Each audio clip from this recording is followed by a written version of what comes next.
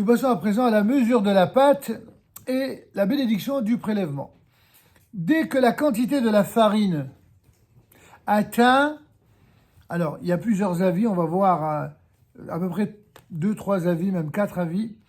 Dès que la pâte atteint 1560 grammes, c'est-à-dire un peu plus d'1,5 kg. Selon en tout cas le Shulchan Aruch,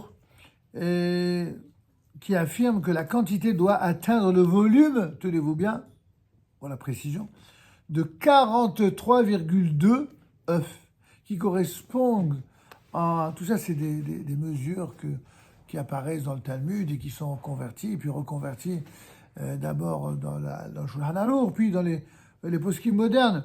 De 520 dalham, le dalham représente la monnaie courante de l'époque, et donc il a été prouvé à notre époque que cette pièce pèse exactement 3 grammes. À l'encontre du Ben Israël qui, lui, dans Parashat Shemini, ainsi que le Or Letzion, qui prétendent que ce volume correspond à 777 dalham. Bon, comme vous l'avez compris depuis fort longtemps, il y a des avis parfois divergents, c'est pas très grave.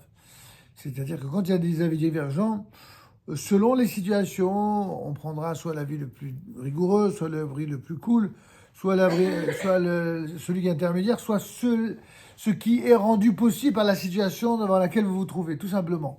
En tout cas, on va vous en faire part de façon précise ici. Ici, on vous dit que dès que la quantité atteint à peu près 1,560 kg, oui, 560, on effectue le prélèvement avec bénédiction. Et ceci, d'après la plupart des poskim, notamment dans le Halichot Olam au tome 5, page 223.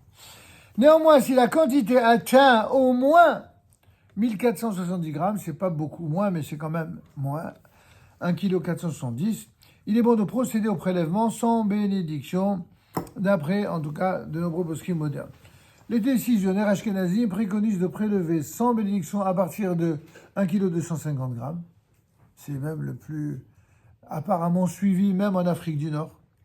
Les juifs séfarades d'Afrique du Nord ont souvent des minagim, pas dans tous les domaines, mais dans ce domaine-là, notamment de la cacheroute, des points qui sont convergents avec nos frères ashkénazes. Les raisons sont nombreuses, on ne va pas les étayer ici. Et même si c'est sans bénédiction pour 1,250 kg, avec bénédiction, c'est à partir de 1,660 kg.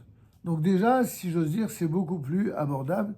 Dès que quelqu'un fait du pain sur une quantité de 1,660 kg, alors il ou elle bien sûr, surtout elle, d'ailleurs c'est souvent les femmes qui font le pain, elles le font mieux et puis elles le font de façon plus efficace.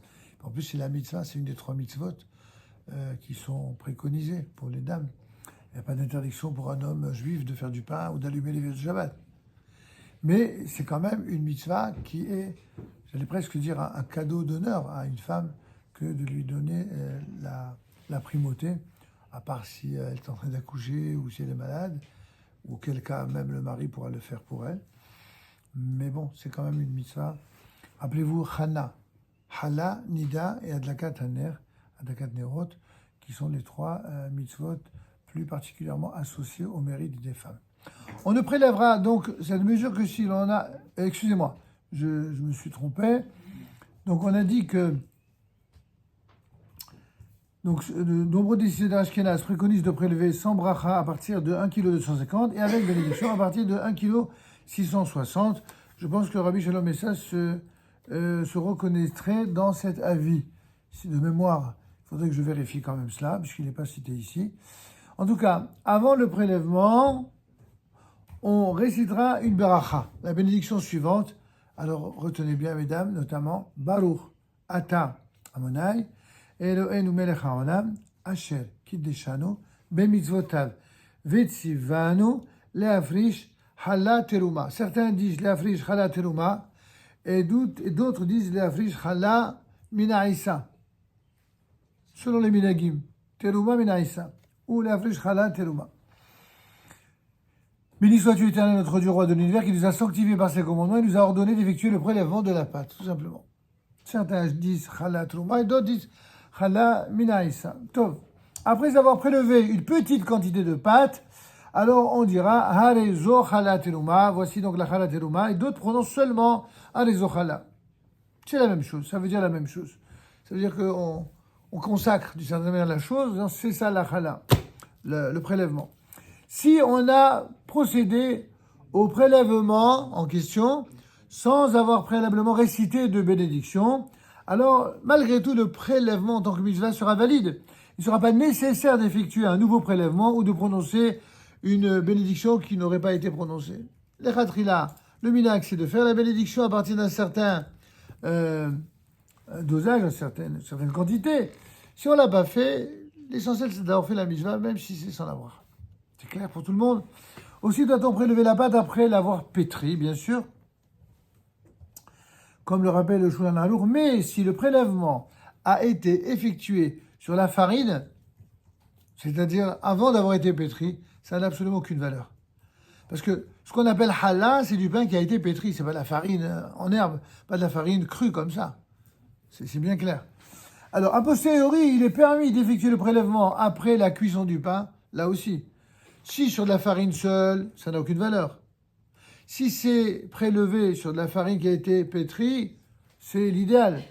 Mais supposez maintenant une femme qui est en train de penser à 1000 choses, elle est mariée, elle a des enfants, elle a des soucis, et en faisant vite la cuisine, une chose, une autre, comme souvent les femmes sont très capables de faire beaucoup de choses en même temps, aïe aïe aïe, elle commence à avoir un doute, elle ne sait plus si elle a fait, si elle n'a pas fait.